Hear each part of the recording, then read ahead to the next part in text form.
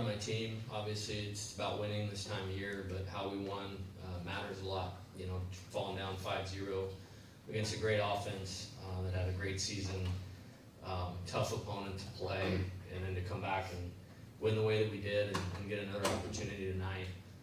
Very meaningful, and now we got to get ready to go attack that one. Griff, you did a great job today, career high in innings pitched and in pitch count. What's the message after Nate sort of has a rough start? What's the message from coach to you when you get that call out of the bullpen? There's no verbal message that needs to be said.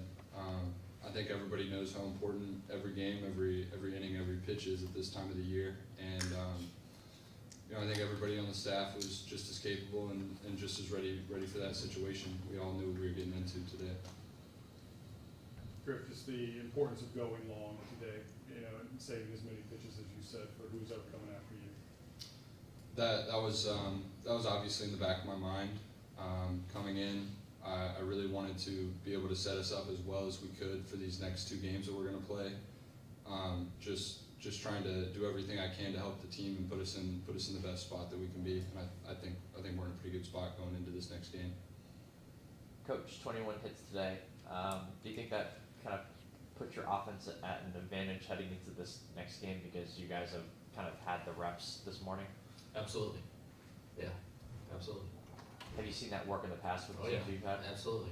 Like I said, 4 times. Just seeing that Nate, you know, wasn't effective early and getting him out again, kind of saving as much as you can, and then having the job that Griffin came in and gave. Yeah, I mean, we've talked about it a lot, and we should talk about it a lot. This guy's a special pitcher, and you know, he's had a phenomenal season and a phenomenal career to this point at LSU, and just a winner. You know, just a winner, and trust him with my life, and he delivered in a big way. Again, it's a very good offensive baseball team today. They caused a lot of problems, and neither the guy as good as Griffin to be able to hold him down to come back. And how well does that set you up going forward? It is. This was the plan. I think I didn't have Nate only going 2/3 in the plan, but he picked up the rest of the slack, and then the other 2 guys did a great job and did it, you know, very efficiently, and so they can be part of the plan for the next 2 days also. Griffin, after 89 pitches, how did you feel physically? Feel pretty good. Do you feel you could have gone another inning or 2? I think so. Obviously, I haven't really worked up to that pitch count. You have to keep some health factors and things like that in mind. But the goal is to be playing next weekend, and I think that going into that, running up the pitch count a little bit more, I'm going to be ready to take it to the next level. Coach, what'd you like about putting Brady Neal in there for hitting? Yeah, he's done a good job and has improved. I just thought the left-handers were clearly seeing the starter better than the right-handed hitters, and we created some momentum, you know, with the at-bats of Larson and Brown, and we had guys on base and wanted to continue to attack, and just missed the first one, but then he put together 3 really good at-bats. You know, and that happens sometimes at LSU. I mean, he's been the starter both years until he got hurt. It's because he's a good player. You know, he's worked his way back. He's healthy. He's continued to work hard, and we'll need him to keep performing, you know, if we want to keep winning.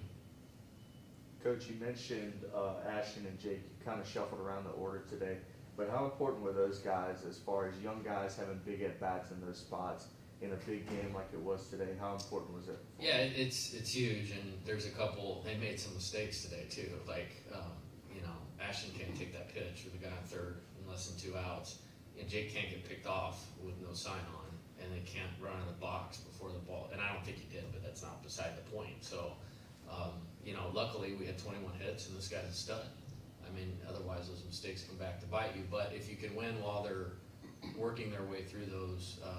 That's what you want to do to build a program, and you know, we want to win in 2024, but I'm also, you know, want to build or continue to build, you know, one of the best programs in the country, and so it's invaluable, you know, in terms of that. No different than, you know, him pitching in Omaha last year and in the postseason.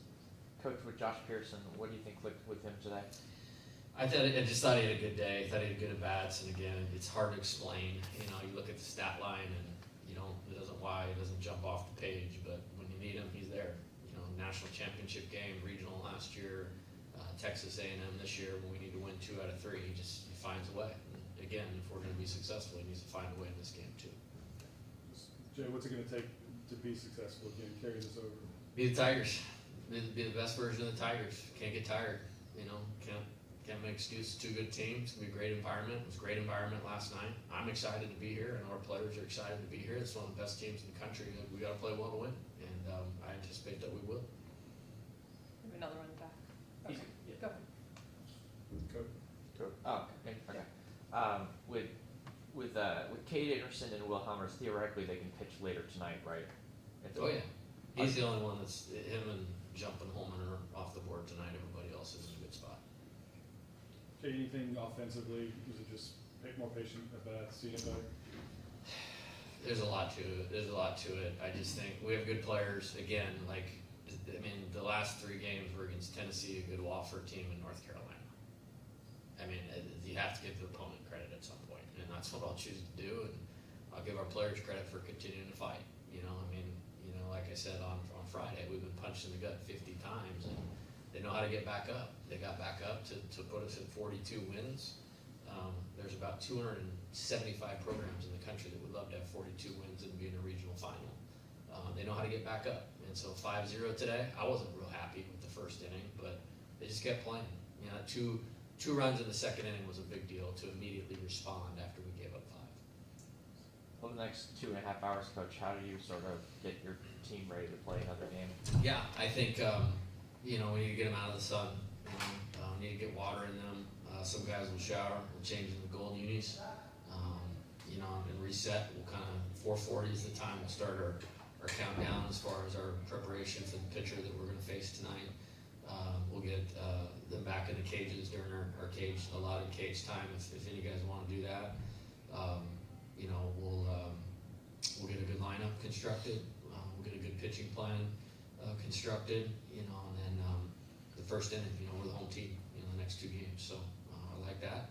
I'm excited about it. Do you guys eat in between games, or does that just depends on the guy? Oh yeah. These guys are the best fed team in college baseball. I'm sure Carolina does a real good job. The whole hallway's full of food too. But so we're tied for first maybe. Tommy's all right? Yeah, I think so. Yeah, I think so. He was smiling on his way down there. So Were you happy with the changes to the lineup and how things turned out there? yes, the NCAA tournament game to have 21 hits and 13 runs. That's a good day for sure. Anything else? Who do you expect to start?